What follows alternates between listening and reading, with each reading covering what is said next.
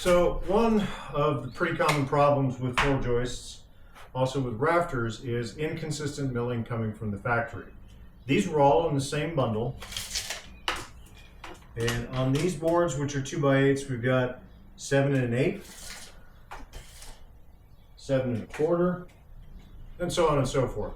So we want all the tops of these to be level. So when I go to install these on the other side, I'm going to use a ledger board, something that's going to simulate what the lower edge of my subfloor will be, and then I'll bring those joists up to that board and attach them there. This stack is okay. This stack is great. This is 2x10x14s, and this will be my sill board that'll go along the outside that these other boards will hang on to. You generally speaking want to go one size larger when you're hanging the boards overhead, but that's not what's going on here. I've got a sill board that runs around the outside that is an unusual size, and 8.5 has never been a normal size as far as I'm aware of for any type of structural lumber. So I need to cut this, which is 9.5, down to 8.5. So I've got to take an inch off of each one of these boards. And these will go on my outside space that will allow me to reinforce that wall and accommodate any issues that might have been considered or caused by irregular nailing patterns, shifting from the load from the wind, anything that I can't see from this side. I may still tear most of this wall out, but for right now I have to go with what I'm doing, which is the floor. And I would really like to get my outside wall spacing back to 16 on center as we go along, instead of the 20, 21, 25, kind of just wherever they felt like falling. But in order to do that, first I have to bring up something that this ceiling can sit on. So I'm planning to go over here, and underneath this section of floor, I'm going to build a new set of joists that run all the way across, which was what we're going to do with these. And they will overlap underneath this load-bearing wall. Once I have the overlap underneath the load-bearing wall laid out on 16 on center, I can then cut out one or two of these and put 2x6s back in, load-bearing directly onto these joists. Once that's done, then I can put a lift beam all the way across in the center. I'll explain that as I'm doing it. And then I can remove the entire wall and replace this with 2x6s, 16 on center, bearing onto the new supports that are down below. And by doing that, I can eliminate almost all of the problems that this wall is having. Now, do I need to remove the entire wall to do that? I do not, and I'm probably not going to, because I would really like to keep this old pine that is in here, because it looks like it's in really good shape. I'd like to strip it and make it be a nice looking wall, and then come back in and have something that'll be fairly close to design match if I can, and then paint this entire thing probably white, because this is a large open space. And if I can do that, and if that works out, and if everything in here is not damaged, which gotta, fingers crossed that works out the way that I hope it is, this will be a completely vaulted space, framed 16 on center with 2x6s, giving the roof an appropriate amount of support. And then I can remove all of this bracing that's over the kitchen, and I can remove all of the bracing that's on that side. And then I can take the ceilings and go across. They're framed fairly close to 2 feet on center, but what I'm planning to do is simply sister most of these boards, lifting them up from below with the jack, so that I can lift them back into the correct plane. Maybe a little bit further would be a good option considering how old this is, and then get those sistered. Then almost all of this decking is going to have to come off. So I'm rapidly approaching the point where there's not going to be a lot of the original house left. The foundation was in good shape. I was really hoping to keep a lot more than I was able to keep for this house, but it just is what you find when you tear it apart. I think I'm probably going to reorder what I was planning on doing this afternoon. I'm not going to do any of the scrap metal run to take the metal away today. I was planning on doing that on this trip to go along with the return not being empty back to my house. But we'll have more opportunities. We're going to have a lot more materials to bring down here that are not going to be able to fit in the back of the truck. Hopefully, once the engineer comes in, I'm going to get some good news today about that as well. And then I'll have an update. Maybe they're going to require me to do the trenching. Maybe they're going to require it to be paid for. I really don't know. Possibly, because that tree is down and the fence is already damaged, I may get together with the neighbor and talk to him about cutting down the maple tree that's in the backyard and just remove it completely. And that would be great to have that gone, because it's a fairly sick tree already. So next step is going to be to hammer all the nails flat all the way around, and then cut these down to an appropriate size, sandwich out my boards over here and over there so that I can get my 2x10s as a rim board on the inside. And these will have to be trimmed down. These should be fine. And we'll see where that takes us. I'll check in with you guys in a little bit.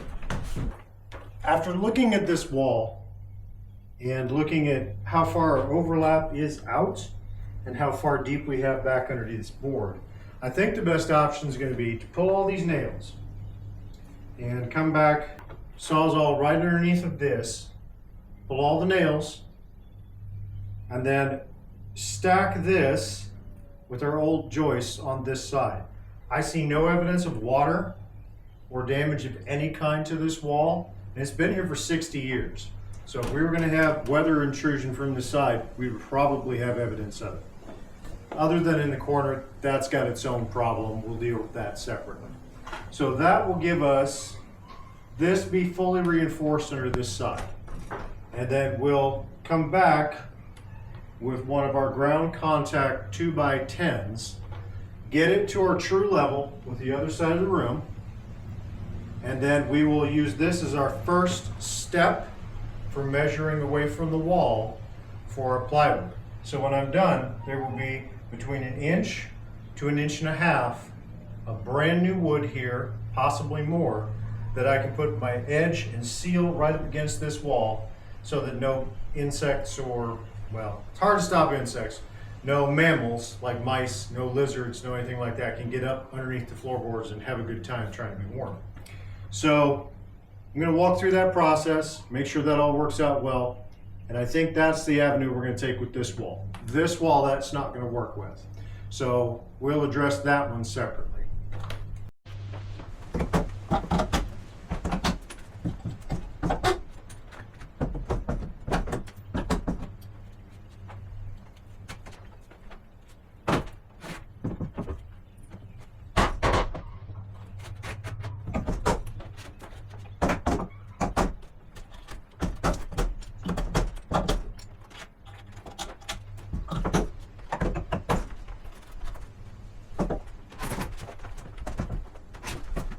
Some of these boards that I had taken out of here are incredibly fine grained old growth. I really wish they weren't contaminated the way they are. I'd really like to be able to reuse them, but it is what it is.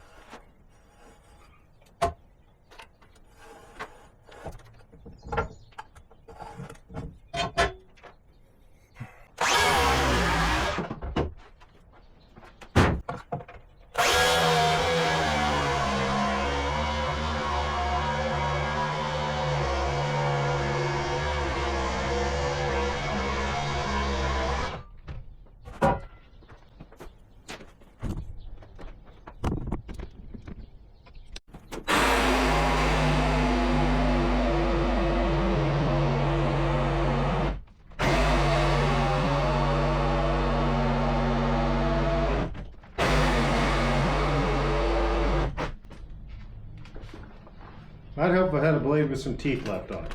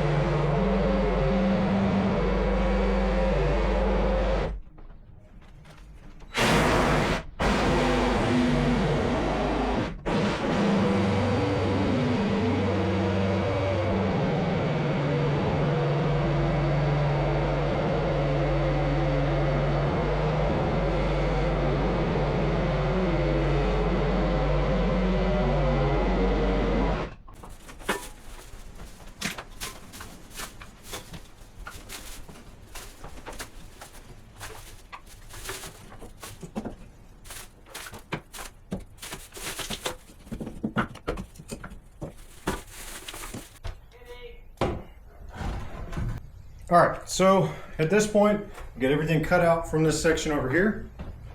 I apologize for missing a bunch of that. My camera's overheating. It's 90, 95 in here, somewhere around there. So we're gonna take this and we're sistering this across.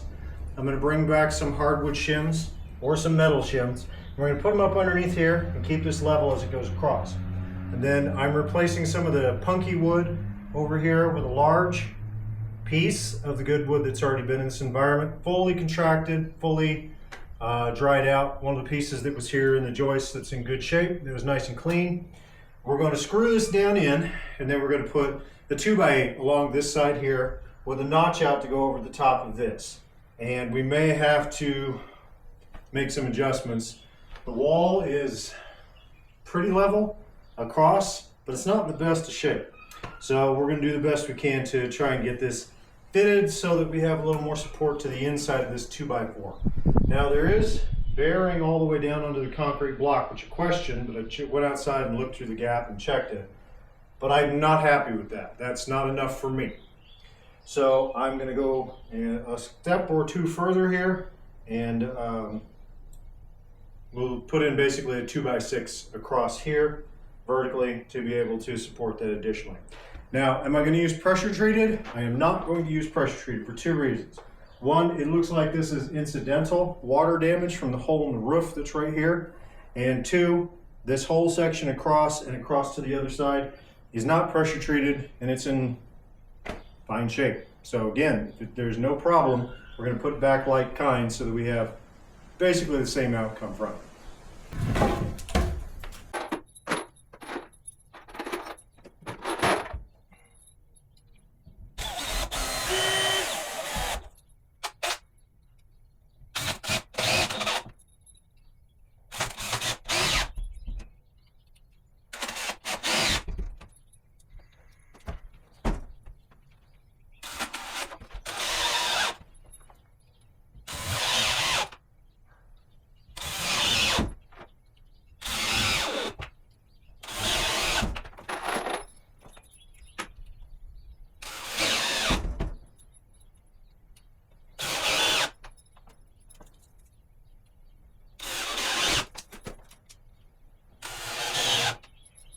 Okay.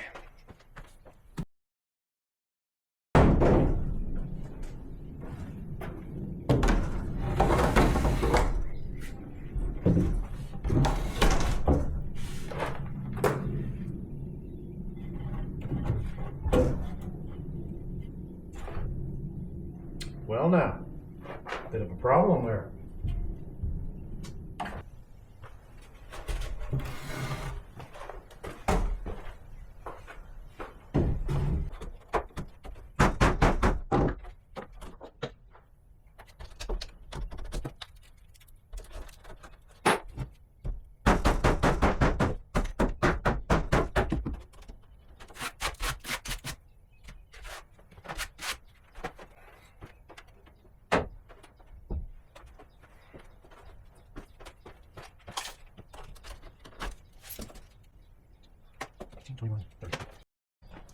One of the things that is problematic with reconstruction as opposed to a new build. A lot of times there are things that I just can't avoid in the moment, and unfortunately these are structural at the moment. They shouldn't be, but they are. So we're going to have to take this board and key fit it in. I've got some notches cut out here to continue this from crown to ground with the weight. And fitting it in is, well, is a process. Sometimes good, sometimes bad.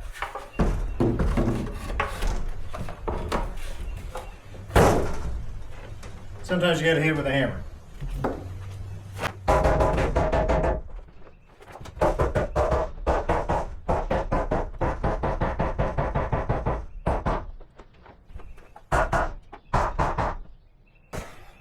I don't like it, but it's much better than it was. So I've got probably a 1/2-inch boards to slide in there underneath once this is done.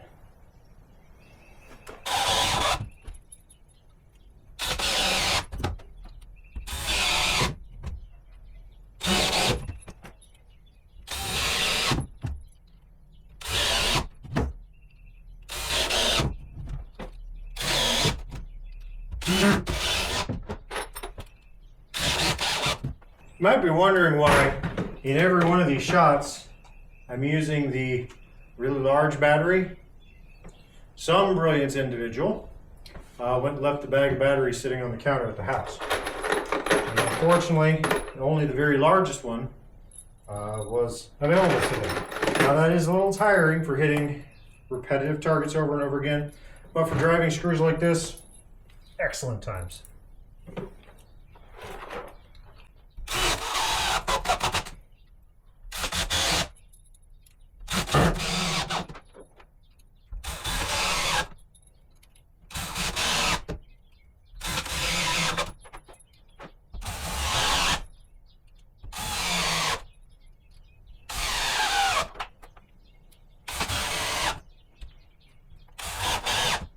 Okay, phase 1. Phase 2, second board.